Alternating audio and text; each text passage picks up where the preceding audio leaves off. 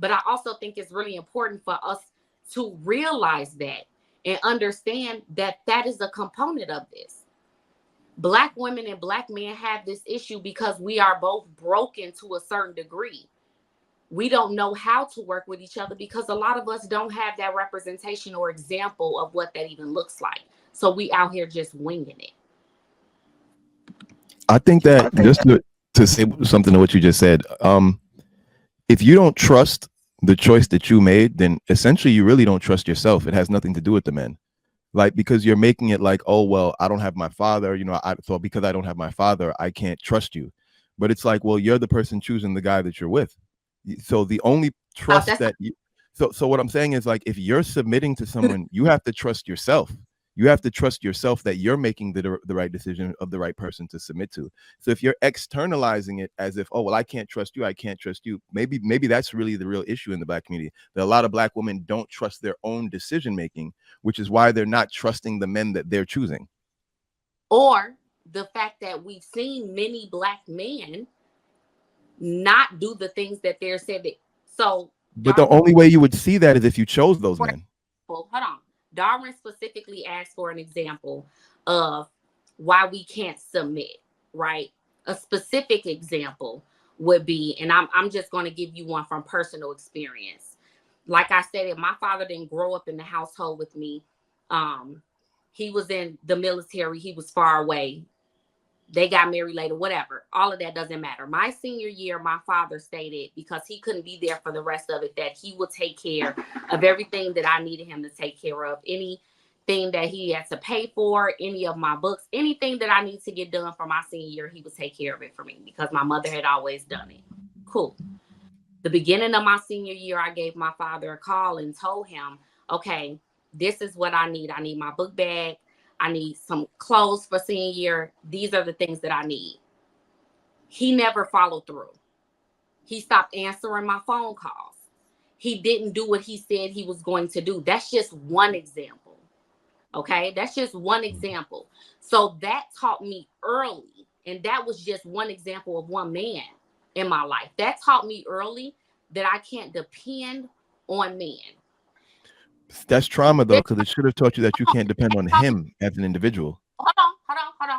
That taught me I cannot depend on men. So then I need to depend on myself.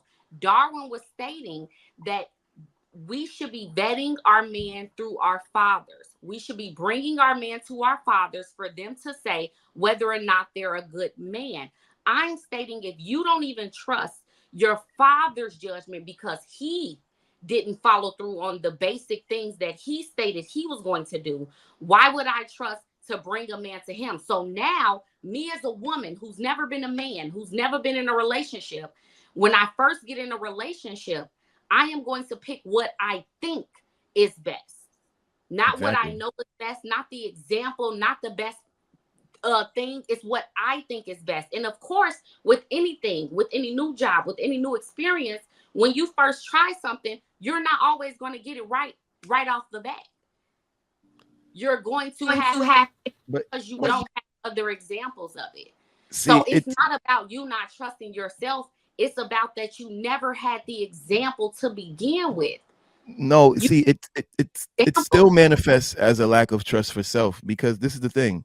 Your father not doing what he said he would do shouldn't translate as a lack of trust for men. It should translate as a lack of trust for him as an individual, because he's one person. That would be like me saying because my female teacher gave me a bad grade at one point, that's how I should judge all women. What's really happening here? What's really happening here is you trusted your father, and when he failed you, you felt as though you couldn't trust yourself, because you're the one who chose to trust him. And so now you don't want to trust other men, because when you had an option to put your faith in a man, which was your father, he failed you, and so now you don't trust the decision you made. And so now you're like, okay, I can't trust myself with men. It has nothing to do with men. It has to do with you. And that's what I'm trying to help you to see. It has nothing to do with men at all. Your dad's an individual. He doesn't represent all men. He doesn't represent all men, but he represents the first man in a child's life.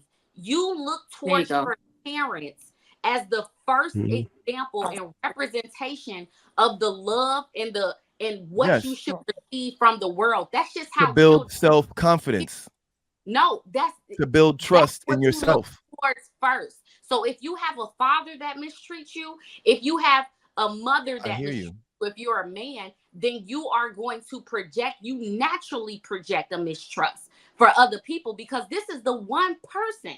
This is the one person in life that's supposed to look out for me more than anybody else. So if he doesn't do it, why would I expect you to do it or anybody else to do it? And I'm not saying that I've gone into every relationship Exactly. not trusting, because I've been in long-term relationships and gave them my trust until they broke it. But hear Well, what You you just go said. into a to give an bit more of a guard and more on the fence of, I'm not going to automatically step in and expect that I'm just automatically going to submit to you. No, you have to prove why I should submit. or a different example, I would say, is like for me, submission. I think it's the idea of what black men think submission is. I think it's conditioned. I think their idea of submission is put onto them by the white European man. Even Caesar knew how what's the word, how valuable Cleopatra was. I think as a woman, I think when we submit in our head, it looks different, right? So for instance, I've tend for me, this is just my experience as a woman. When I do sports, when I do schoolwork, when I'm in the church, anything, I tend to be the top of my class. And this is not a class full of women. These are a class full of men as well. Smart men. I went to private schools throughout most of my lifetime. So I tend to think not that I'm smarter than men, but I just attend because there were also in most of them classes that a boy has beat me in those subjects. A man has. So that's what I'm about, right? So for me, I want to make sure that for me, I believe my opinion is valuable. And sometimes when a man just want complete submission, when a woman feels that strongly and she knows that much knowledge, they tend to take that kind of offensive, and they just want you to just plainly submit. And I feel like no, I feel like my opinion is valuable.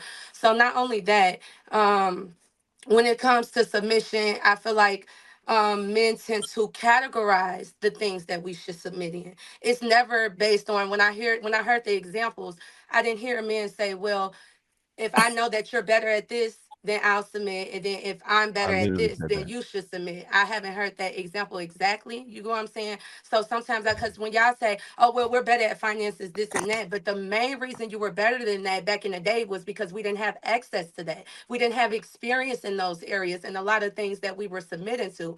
But now that we have experience in some of those areas now and we were able to evolve, our opinion can be very valuable.